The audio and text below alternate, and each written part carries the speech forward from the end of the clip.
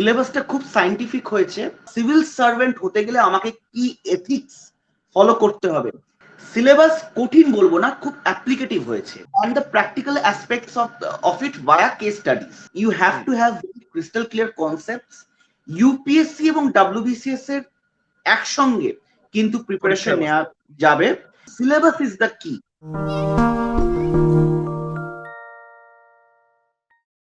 নমস্কার, এই সময় অনলাইনের বিশেষ নিবেদন টার্গেট সিভিল সার্ভিসের আরো একটি পর্বে আপনাদের স্বাগত। আমি শীর্ষেন্দু রয়েছি আপনাদের সঙ্গে।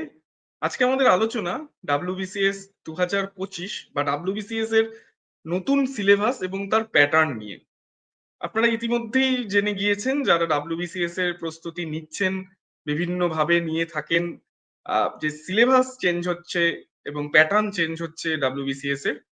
একদম খোল নলচে বদলে যাচ্ছে ডাব্লিউবিসিএস এর সমস্ত কিছুই।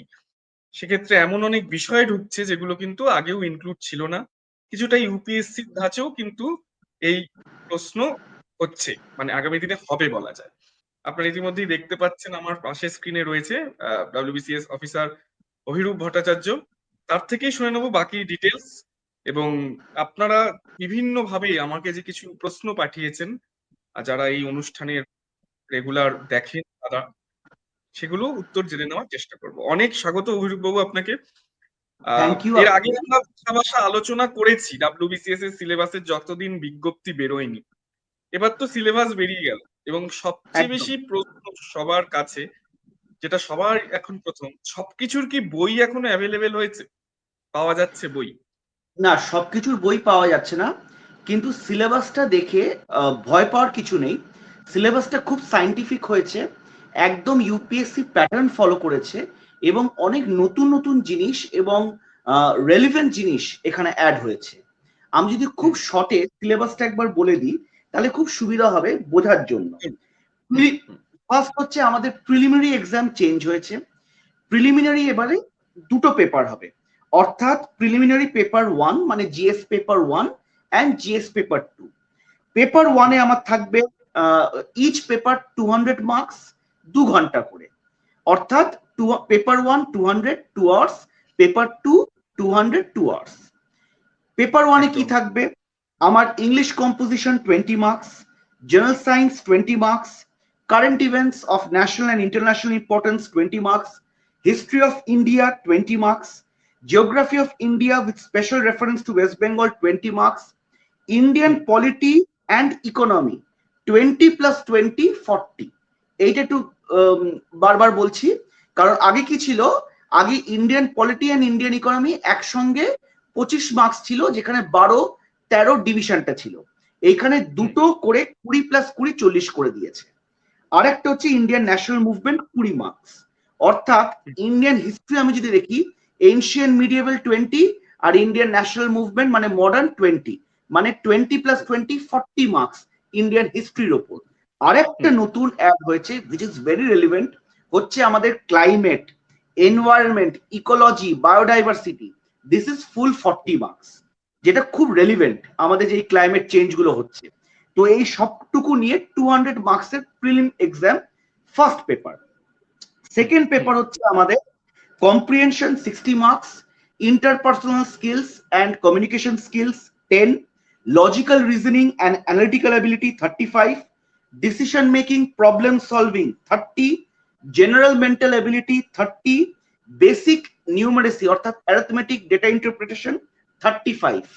এই সবকটা নিয়ে 200 মার্কস। যারা বলছে যে অ্যারিথমেটিক বাদ হয়ে গেছে ডাব্লিউবিসিএস থেকে, তারা ভুল বলছে। এইখানেই কিন্তু আমাদের পুরো অ্যারিথমেটিকটা লুকিয়ে আছে।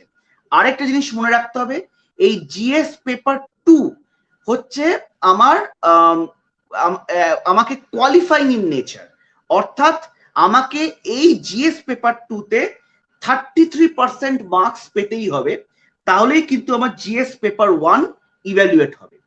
এই হচ্ছে আমার প্রিলিম এক্সামস হয়ে গেল। এরপর এখানে একবার আপনাকে একটু থামাচ্ছি অভিরূপ বাবু, এখানে একটা বিষয় আমার প্রশ্ন, মানে আগে তো একটা পেপার ছিল, এখন দুটো পেপার হচ্ছে, সেরকম ভাবে নাম্বার ডিস্ট্রিবিউশন হচ্ছে এবং মানে সময়ও বাড়ানো হয়েছে। এক্ষেত্রে এই যে একটা পেপার ভেঙে দুটো হলো কিন্তু কিছুটা এমসিকিউ বেসড, এটা কি সুবিধা হলো না আমার ভয়ের কারণ আছে? না, এইটা আগেও এমসিকিউ বেস ছিল, একদম প্রিলিম আমার আগেও এমসিকিউ বেস ছিল, এইখানেও এমসিকিউ বেসড। তো এইখানে ওই সেম স্ট্যান্ডার্ডটাই কিন্তু ধরে রাখবে, খালি পেপার 1 পেপার 2 হয়ে গেল, আর পেপার 2 তে আমার কোয়ালিফাইং ইন নেচার হয়ে গেল, অর্থাৎ আমাকে পেপার 2 তে 33% মার্কস পেতে হবে। এবার আমি মেন্স এক্সামে আসবো, কিন্তু মেন্স এক্সামে আসার আগে আমাকে দুটো ছোট পেপার দিতে হবে। একটা হচ্ছে পেপার এ, যেটা হচ্ছে বেঙ্গলি অথবা নেপালিতে দিতে হবে, মানে আমার পাহাড়ি ভাই বোনদের জন্য নেপালি এবং আদার্সের জন্য বেঙ্গলি। সেই পেপারে কি থাকবে? Letter writing, drafting of report, precis, comprehension, English to Bengali অথবা English to Nepali, translation and short essay. এই পেপারে হচ্ছে 300 মার্কস। পেপার বি ইংলিশে দিতে হবে, সেম জিনিস, comprehension, precis writing, uses, vocabulary, short এসে, letter writing, drafting of report, এইটাও কিন্তু 300 মার্কস। কিন্তু এই দুটো পেপারই কিন্তু কোয়ালিফাইং ইন নেচার, অর্থাৎ এই দুটো পেপারে ইচ পেপারে আমাকে মিনিমাম 30% মার্কস পেতে হবে। ইচ পেপারে আমাকে 30% মার্কস পেতে হবে, অর্থাৎ পেপার এতে আমাকে 300-র মধ্যে 90 পেতে হবে, পেপার বি তেও আমাকে 300-র মধ্যে 90 পেতে হবে। তাহলে গিয়ে আমি আমার প্রধান মেন এক্সামে ঢুকবো। এবার আমি এই দুটো পেপার দেওয়ার পর একদম মেন্সের মেন এক্সাম, মানে আসল মেন্সে ঢুকছি, যেটা আমার পেপার 1 দিয়ে শুরু হবে। পেপার 1 এখানে একটি ইংলিশ এসে পেপার, এই এসেটা ইংলিশে লিখতে হবে, যেখানে একটা দুটো টপিকের উপর এসে লিখতে দেবে, 250 মার্কস। পেপার 2 খুব ইন্টারেস্টিং। পেপার 2 নতুন পেপার, যেটা হচ্ছে আর্ট অ্যান্ড কালচার, মানে tradition and culture of Bengal. এইটা 250 মার্কস। আমরা অনেক সময় বেঙ্গলের যে সংস্কৃতি, সৃষ্টি, এগুলো ভুলে গেছিলাম, কিন্তু এবার কিন্তু এইটার উপর বিশেষ জোর দেওয়া হয়েছে। এই paper 2 tradition and culture of Bengal 250 marks থাকবে। এর মধ্যে থাকবে cultural aspects of Bengal, art forms including folk arts, music of Bengal, literature of Bengal, agricultural heritage of Bengal, etc. এইগুলো নিয়ে পুরো আমার পেপার 2। পেপার 3 আমি না বলে আমি এখন সিম্পল বলবো, এরপর আমার 4টে জিএস পেপার থাকবে। GS 1 250 marks, GS 2 250 marks, GS 3 250 marks, আর জিএস 4 250 মার্কস। আর তারপর আমার দুটো অপশনাল পেপার থাকবে, অপশনাল পেপার 1 250, অপশনাল পেপার 2 250। এবার এই জিএস 1 যেটা 250 বললাম, এই জিএস 1 আর কিছুই না, হিস্ট্রি অ্যান্ড জিওগ্রাফি। এর মধ্যে হিস্ট্রিতে আমার 125 মার্কস থাকবে, আর জিওগ্রাফিতে আমার 125 মার্কস থাকবে। And mind you, this is not MCQ, একদম রিটেন পরীক্ষা, মানে সাবজেক্টিভ টাইপ কোয়েশ্চেন্স আসবে, শর্ট বা লং টাইপ সাবজেক্টিভ কোয়েশ্চেন। মানে অর্থাৎ আমি যদি একটু ভালো করে বলি, GS paper 1 history and geography, group A তে থাকবে হিস্ট্রি 125 মার্কস, আর গ্রুপ বি তে থাকবে আমার জিওগ্রাফি 125 মার্কস। তেমনই হচ্ছে জিএস 2, এইটা হচ্ছে Indian polity, India and the world, আর ইন্ডিয়ান ইকোনমি। খুব ভালো সিলেবাস করেছে দেখুন। এইখানেও কিন্তু subjective type, total 250 marks. Group A তে থাকবে 125, গ্রুপ বি তে থাকবে 125। আর এইখানে ইন্ডিয়ান পলিটি মানে আমার ইন্ডিয়ান কনস্টিটিউশন থাকবে। ইন্ডিয়া অ্যান্ড ওয়ার্ল্ড নতুন মানে ইন্ট্রোডিউস হয়েছে। এই ইন্ডিয়ান ওয়ার্ল্ড আর কিচ্ছু না, আমাদের ইন্ডিয়ান ফরেন পলিসি, আমাদের নেবার, স্ট্রিং অফ যেটা আগেও পড়তে হতো না, এইটা কিন্তু আগে পড়তে হতো না।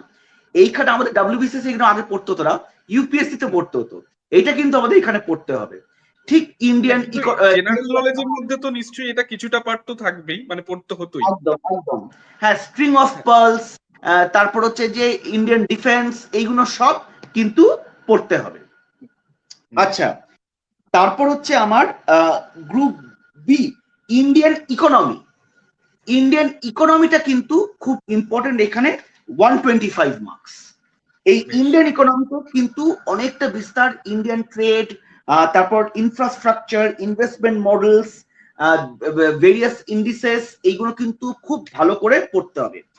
GS3 এইটাও খুব ইন্টারেস্টিং করেছে এবারে। এইখানে হচ্ছে Indian society development in science and technology in India, অর্থাৎ আমাদের ইন্ডিয়ান সোসাইটি মানে একটু সোশিওলজি পার্ট থাকবে এখানে, আর আমার সায়েন্স অ্যান্ড টেকনোলজি পার্টটা থাকবে। কিন্তু এইটাও কিন্তু পুরোপুরি রিটেন এক্সাম। আর last GS4, this is a very good edition. এই GS4 আর কিছু না, এথিক্স, ইন্টিগ্রিটি অ্যান্ড অ্যাপটিটিউড। মানে আমার সিভিল সার্ভেন্ট হতে গেলে আমাকে কি এথিক্স ফলো করতে হবে, role of civil service in democracy, ethics, emotional quotient, attitude, emotional intelligence, public administration, civil সার্ভিসের এথিক্স, এইগুলো কিন্তু খুব ভালো করে পড়তে হবে। আর আমার গ্রুপ, এইটাও গ্রুপ এ আর গ্রুপ বি করে ভাগ করে দেওয়া আছে।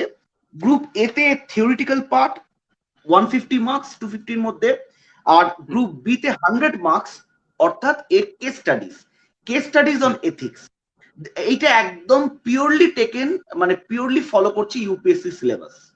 আর তারপর আমার optional paper 1 250 marks, optional paper 2 250 marks, মানে একটা বিষয় অপশনাল পেপার 1 অপশনাল পেপার 2। মানে কেউ যদি সাইকোলজি সিলেক্ট করে, সাইকোলজির উপর পেপার 1 পেপার 2, কেউ যদি সোশিওলজি সিলেক্ট করে পেপার 1 পেপার 2, কেউ যদি জিওগ্রাফি সিলেক্ট করে পেপার 1 পেপার 2। অপশনালের ক্ষেত্রে দুটো পেপার ভাগা হচ্ছে।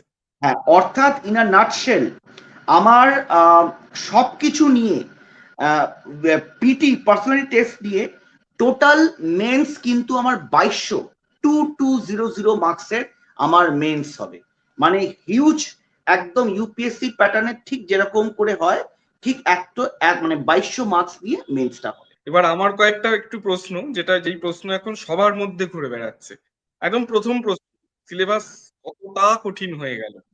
সিলেবাস কঠিন বলবো না, খুব অ্যাপ্লিকেটিভ হয়েছে। মানে এইখানে আমি ফরেন পলিসি আগে পড়তাম না, এখন আমাকে ফরেন পলিসি পড়তে হবে। এখানে আমার বায়োডাইভার্সিটি আছে, উইচ ইজ ভেরি ইম্পর্টেন্ট। আমার সায়েন্স অ্যান্ড টেকনোলজি, আগে সায়েন্স অ্যান্ড টেকনোলজিটা খুব ওই ফিজিক্স, কেমিস্ট্রি, বায়োলজির খুব কোর, ওই স্ট্যাটিক সায়েন্সের উপর নির্ভর ছিল।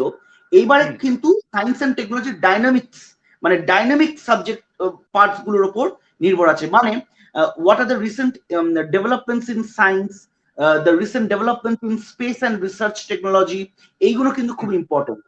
ethics, aptitude in public service that is required of a civil servant, এটা কিন্তু খুব বেসিক এবং খুব সময় উপযোগী একটা subject which is added in যেটা হয়তো কিছু সময় ইন্টারভিউতে কোশ্চেন হয়, সেটাই এবার সিলেবাস আকারে একেবারে নথিবদ্ধ হচ্ছে আর on the practical aspects of it via case studies।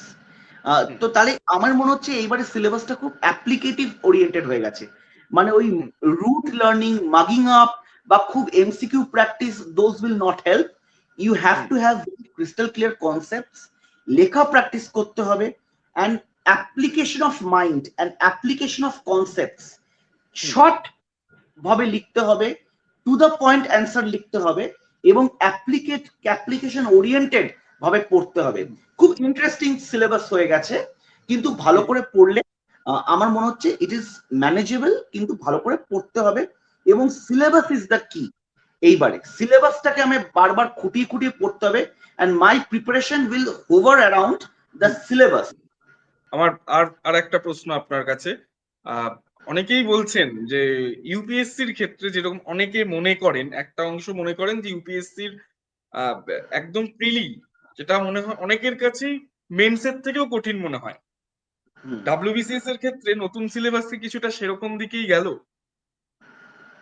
Kind of, একদমই। ডাব্লিউবিসিএস এর কিন্তু প্রিলিমসটা ইউপিএসসি মতো একদম আমি আশা করছি হবে না, কিন্তু একদম ইউপিএসসি প্যাটার্নের মতোই কিন্তু হবে। এবং প্রিলিমিনারি কিন্তু ভালো করে, প্রিলিমিনারির জন্য খুব ভালো করে এমসিকিউ প্র্যাকটিস করতে হবে, অ্যাপ্লিকেশন ওরিয়েন্টেড এমসিকিউ করতে হবে, এবং ইউপিএসসি প্যাটার্নে পড়তে হবে। বেশ, একদম শেষ প্রশ্ন, সব বই এখনো অ্যাভেলেবেল নয়, অনেক না। বিষয়ে কতটা ঠিক কি সিলেবাস হবে, কি পড়তে হবে সেটাও অনেকের কাছে ক্লিয়ার নয়। এই মুহূর্তে দাঁড়িয়ে তাদের কি করা উচিত? কেউ ধরুন এখন যেটা আপনি বললেন আপনার একটি বিষয় WBCS এর ক্ষেত্রে ইনক্লুড হচ্ছে যে আর্ট নিয়ে বা ওয়েস্ট বেঙ্গলের কোনো কালচার নিয়ে। এগুলোর ক্ষেত্রে তো এখনো কোনো বই হয়তো বেরোয়নি। কিন্তু অন্য না, কোনো বই রয়েছে। সেগুলো কি সে পড়া শুরু করবে? অভ্যাস করবে সেগুলো পড়া? হ্যাঁ, ওয়েস্ট বেঙ্গল আর্ট অ্যান্ড কালচারের ক্ষেত্রে বই অ্যাজ সাচ বেরোয়নি, কিন্তু বই ভালো ডেফিনেটলি বেরোবে, আমি আশা করছি। কিন্তু এখনো কিন্তু যে সিলেবাসটা দেওয়া আছে, ওই সিলেবাসটা ধরে যদি আমরা পড়ি, ইনফরমেশন ইজ হুম, অ্যাভেলেবেল, কিন্তু হুম, অবশ্যই বই বেরোবে।